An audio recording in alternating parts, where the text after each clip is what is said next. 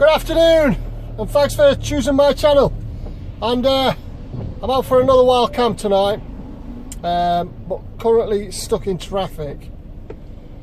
Now I'm trying to get through Matlock in Derbyshire, and well, Matlock got hit by the heavy floods the other day, so I'm not sure if it's redirecting me the traffic, because the traffic's quite heavy at the moment. It's only 2:45 in the afternoon, so it shouldn't be rush hour traffic.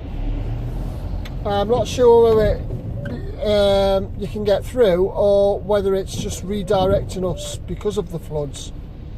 Not 100% sure yet. I've not really got there yet. As you can probably tell, I don't know whether you can, but it's absolutely teeming it down again still. So yeah, I'm not actually where I'm going. Well, I know where I'm going to go. I'm not 100% sure whether I can get there either. So I think today I'm just winging it. Now, oh, the rain's just coming again. Now, I was going to go in the bothy on Wrongsley Moor, but it's whether I can get down by the side of the Derwent Dam. Not 100% sure. I brought my tent with me just in case, you know, 'cause things go pear-shaped, don't they? So, technically, yeah, but that's where I'm trying to. So I've just lost about half an hour just trying to get through Matlock. The half an hour I gained myself by leaving work a little bit early. Things never got planned, do they? So anyway, let me catch up with you in a bit, folks, when I've tried to get it more close to Derwent Dam. So, ciao in a bit. Welcome back. Now, I've got down by the side of Derwent Dam and Howden Reservoir, and I'm now currently walking through the pine forest. Now, I'm going past the River West End. Now, the River West End is high. Highest I've ever seen it. And man, it looks entertaining for a kayaker. It's a pity you have Solvine. So I've always said I'd love to paddle that river when it was in flood. Now look at it.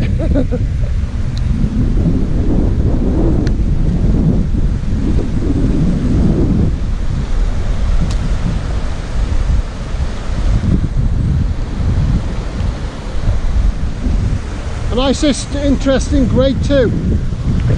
Now, I've probably got about 2 miles to walk.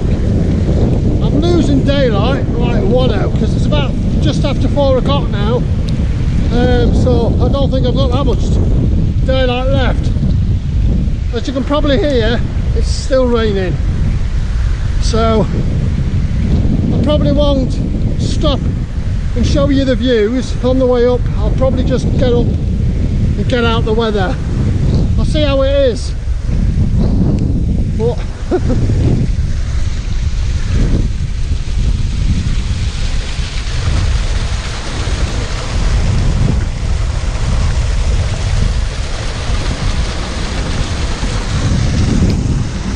as you can see, Matlock flooding's gone down. It was just some traffic lights that was slowing me down. So that flooding's gone, but I'm not giving up any hope for tomorrow. Never mind, we're out. I've not brought my tent, so let's hope the bothy's okay. If not, I brought a bivvy bag. So what I'll do, I'll catch up with you probably when I reach the grouse spots. So, oh wow, look at this. Look at that nice grade 2.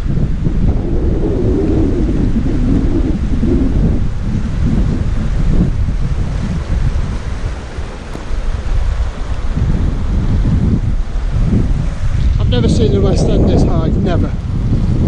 And I've been up here in some serious stormy weather. Right, catch up with you when I get to the grouse spots. It does pee me when I see that behind me.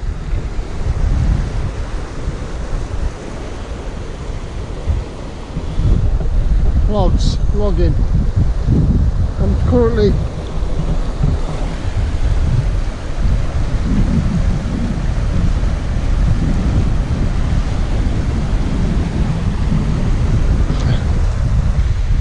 right. I know I said I wouldn't catch up with you till I got the grass bush, but I'm nowhere near there. I've only got about a few hundred yards up. I just thought I'd show you. It absolutely winds me up when I see logging. I know it has to be done, but I just wish they'd leave the bloody trees alone, you know. Unless they're planting more. I mean, the last time I came here, this was just full of forest.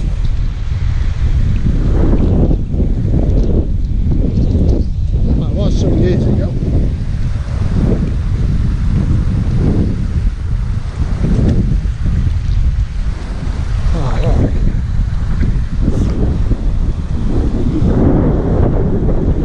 Oh, that was forest.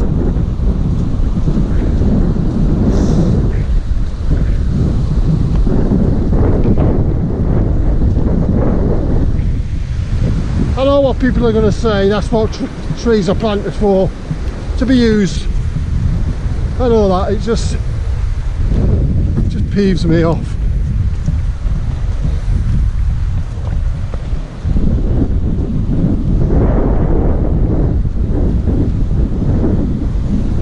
That right up there, Grinner Stones.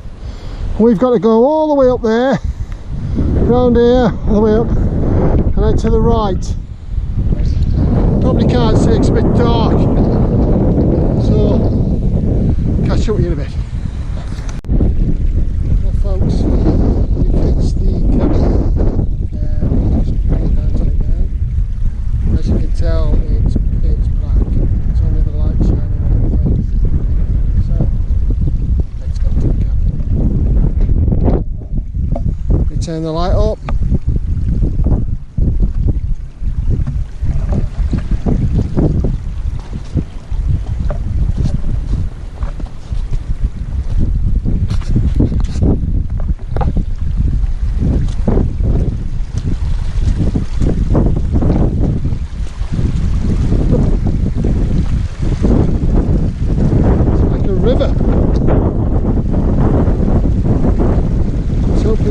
Water.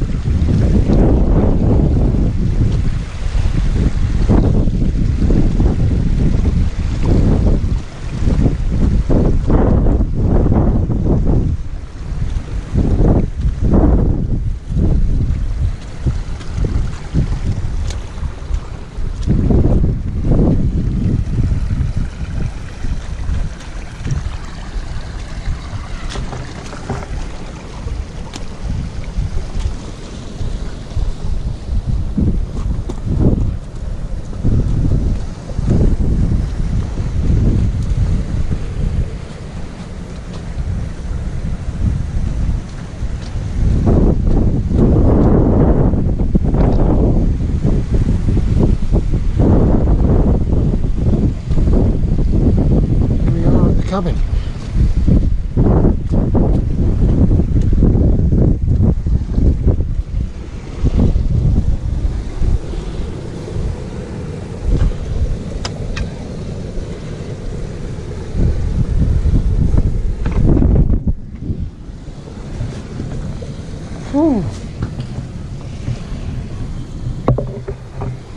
Home for the night.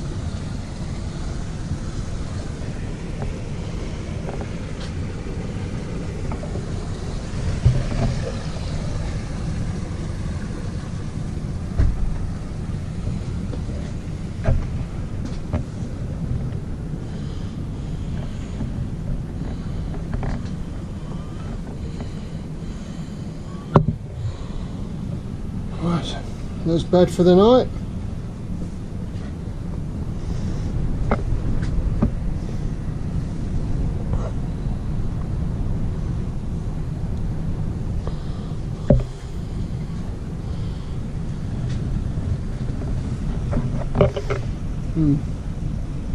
Floor's wet, so it's obviously been leaking at some point.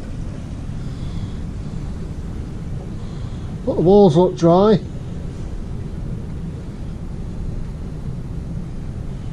Get my mat on there.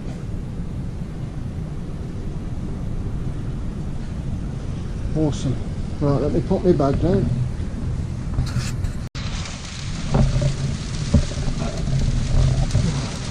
Turn that down a bit.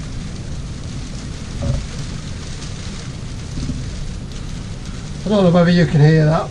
Well, I obviously made it just in time.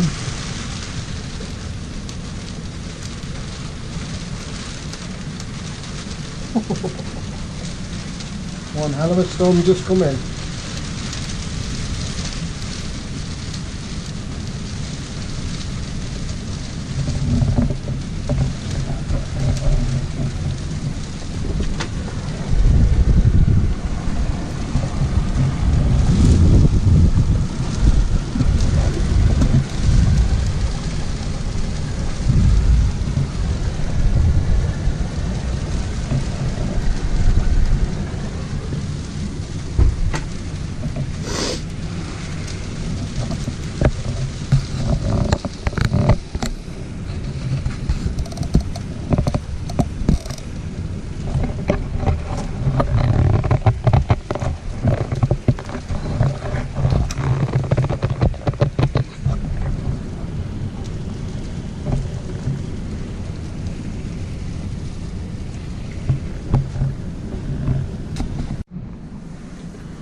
Well, I'm not doing very well. I've just started to go and have a look in the other cabin.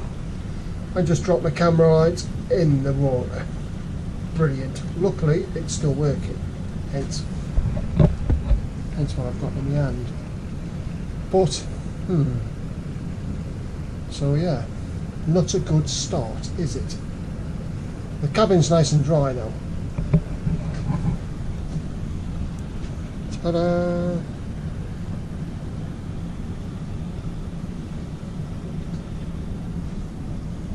Bed for the night.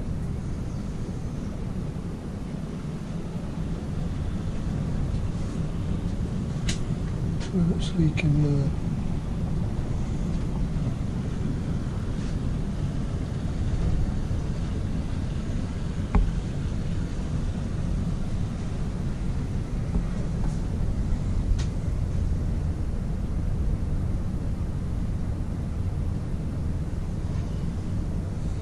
Don't know what that says, I shall read it for you.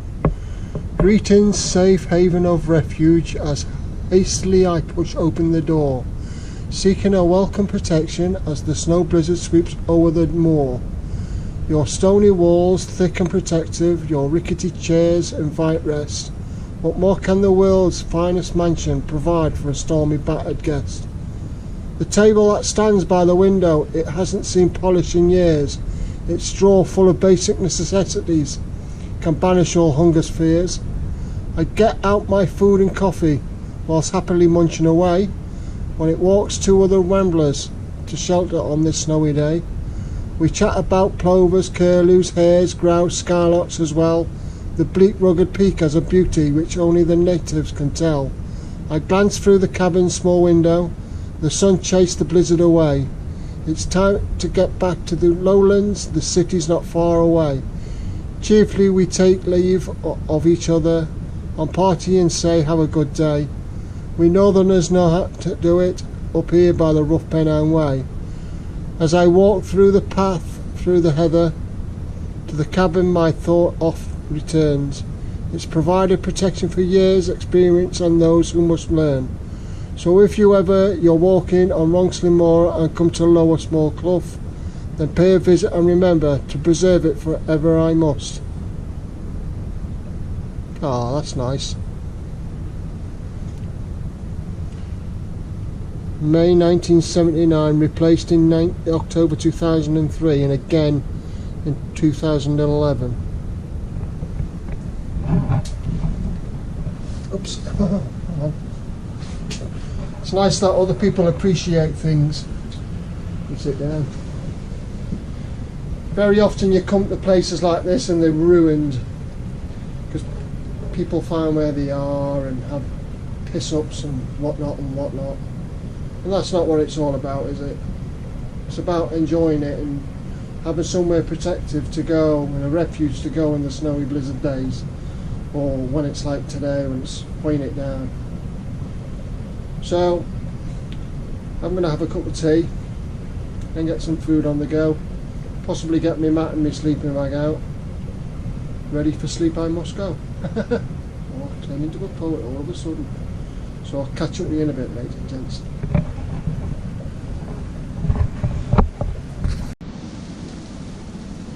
Welcome back.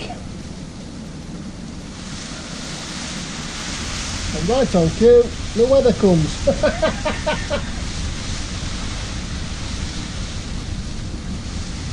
I tell you, you can write a book there if it could you. You can write a book.